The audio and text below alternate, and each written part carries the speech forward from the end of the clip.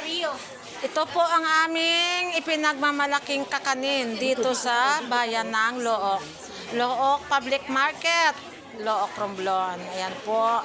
Isa po sa nagtitinda po nito ay si Aling Mila. Mila Timbas, taga Barangay Punta. Dumro, poblasyon. Na-check na ako. Dumrog Poblasyon, Look, Romblon. Ito lang ang hanap buhay mo? Ilan po ang anak mo? Ilan? Wala ka pang asawa? Mangkin. So ito ang nagiging source of income mo. Ilang taon ka nang nagtitinda nito? Ay, Sus Maria. Ginoo. Tagal na. Ayan. May napatapos ka ng pamangkin? 10 years? Yan. May higit 10 taon. Sa waiting shift pa eh. Sa luma. So, ibig sabihin, may napatapos ka ng pamangkin sa pagtitinda lang ng ganito? Wala pa naman. Pero nag-aaral sila? Sinuray. Ayan, may pinapaaral po siyang senior high school dito po sa Loc National High School. Loc National, ayan. Yan po mga kapatid, kaibigan, kapuso, mga followers, likers, kung gusto nyo pong magawi dito sa aming bayan, Look Public Market. Ito po, marami po kayong makikita dito ang mga kakanin. Ito po ang ipinagmamalaki ng aming bayan. Bayan ng Look, Romblon. Ito, mayroon pa pong isa.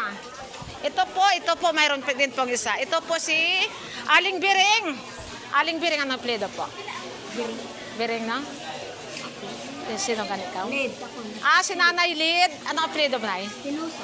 Nanay Lid Espinosa. Ilang taon na po kayo nagtitinda nito? Ng kakanin? Ganun na. Ayan. Matagal na daw po siya nagtitinda. Ayan. May napatapos na po kayo sa iyong mga anak sa pag-aaral? Mga 2 years na sila. Mga graduate na sila? Ayan. Sa tagal. Ha? Pero may nakakapag-aral po sa pagtitinda lang po ng ganito. Ayan. Yan po si Aling Lid Espinosa ng poblasyon Look, Romblon. Siya po siyang nagtitinda ng kakanin. Ilang taon na po kayo nagtitinda, ate?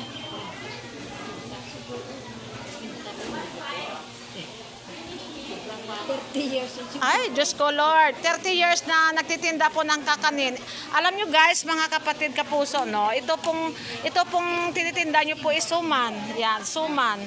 Ito po ang specialty dito sa Look, Romblon. Suman, ayan. Ang isang ganito po ate, magkano?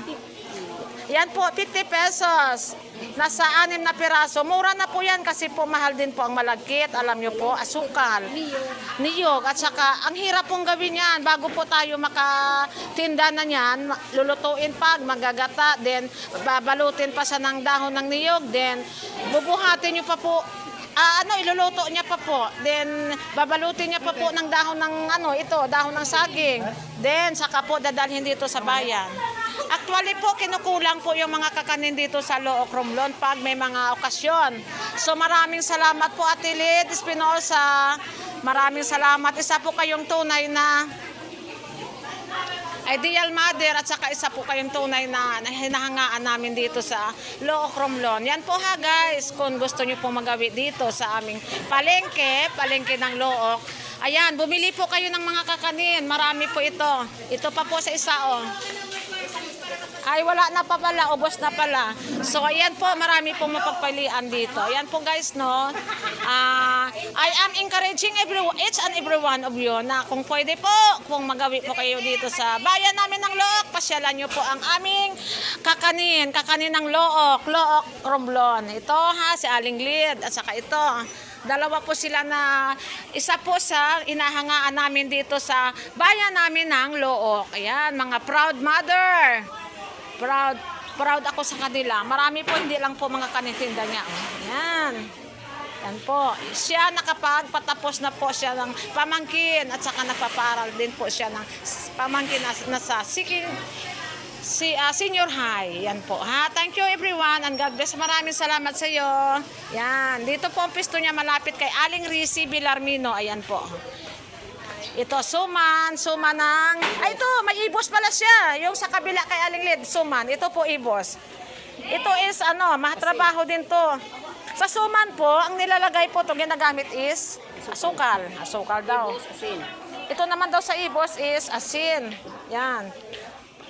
Malagkit po na bigas ang ginagamit dito. Masarap po ito. Grabe. Once na nagpapamanila po kami, ito po ay binibili po namin. Binapapasalubong at saka binabaon. Mayroon din siyang ito. Pinipig. Pinipig. Ayan, masarap din yan. Ito, ano nga ito? Kalamay. Magkano rito? Ayan. May mga biko. Ayan ha, mga kaibigan, baka gusto nyo pong bumili po ng sari-sari, ipang pasalubong sa inyong pamilya once na magawi po kayo ng Metro Manila o kung saan man. Actually, ako nung lumuwas ang anak ko pa Manila, nagbili ako nito dito sa kanila. Good for pasalubong sa ating pamilya. Kakanin, pramlo o kromlon. Ito po ang specialty namin dito. Na Tagalook, ipinagmamalaki po namin ito. Thank you everyone and God bless po.